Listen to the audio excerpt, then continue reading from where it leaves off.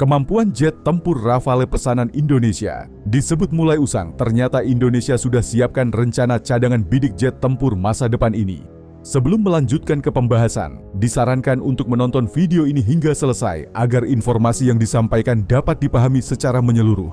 Sebagaimana diberitakan oleh situs zonajakarta.com, Indonesia merupakan negara yang menjadi pelanggan senjata buatan Prancis, salah satunya jet tempur Rafale. Menurut keterangan, Indonesia memesan 42 unit jet tempur Rafale pada 2022 lalu dengan nilai kontrak 8,1 miliar dolar Amerika Serikat.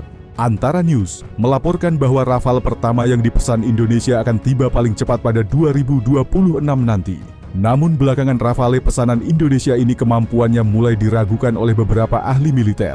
Menurut Defense Security Asia, pada 29 April 2025, dalam artikel berjudul Krisis Kekuatan Udara Prancis, jet tempur Rafale hanya bisa bertahan 3 hari melawan Rusia. Dalam penilaian yang tajam dan meresahkan, laporan terbaru oleh Institut Hubungan Internasional Prancis, IFRI, telah mengungkap realitas yang mengkhawatirkan dari kemampuan tempur udara Prancis. Temuan tersebut yang disusun oleh para ahli militer, termasuk mantan perwira Angkatan Udara Prancis, menggambarkan gambaran mengerikan tentang sebuah negara yang berjuang untuk mengimbangi perkembangan pesat dalam peperangan udara modern.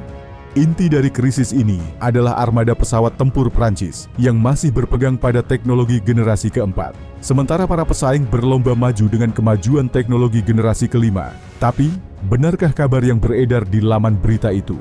Apakah benar bahwa jet tempur Rafale yang dipesan Indonesia mulai dianggap ketinggalan zaman dan Indonesia diam-diam sudah menyiapkan rencana cadangan dengan membidik jet tempur masa depan? Yuk, kita bahas lebih dalam fakta di balik berita ini.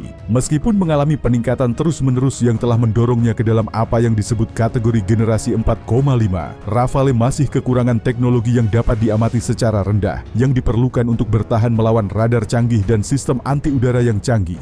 Di era ketika musuh seperti Rusia dan Cina mengerahkan pertahanan anti-akses penolakan area A2/AD yang canggih, pilot Prancis bisa saja menemukan diri mereka terbang ke dalam perangkap maut, terpapar rudal permukaan ke udara yang berkemampuan tinggi, dan pesawat tempur musuh generasi berikutnya.